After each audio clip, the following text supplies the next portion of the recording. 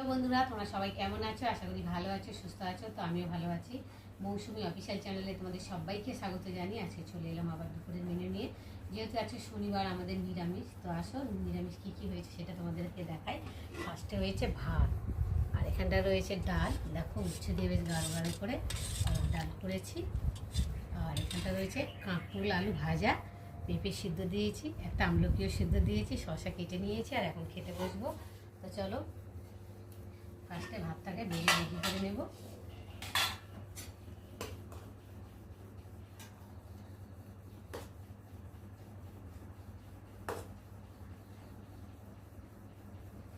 এত খিদে পেয়েছে, কিছুই ভালো লাগবে। ভাতটা রেডি করে নিলাম, শসাটাকে একটু তুলে অন্য জায়গায় নেব। আর এখন আমি আমলকিটা ভাতের সাথে মেখে পরে খাবো। এখন পেঁপেটাকে মাখবো। তো চলো, পেঁপে দিয়ে নুন দেবো, কিন্তু কাঁচা তেল দেবো, আর দিয়ে দেবো কাঁচা লঙ্কা।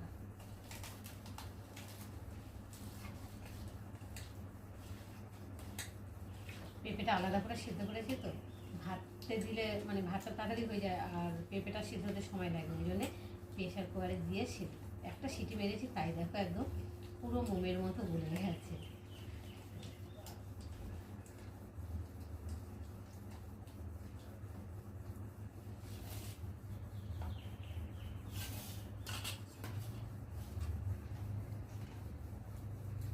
ভাজাটাও নিয়ে নিই।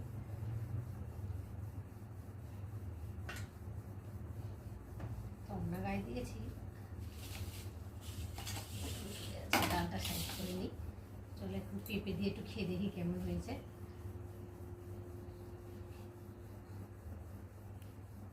খাওয়ার আগেই একটা চুলকে দেখি।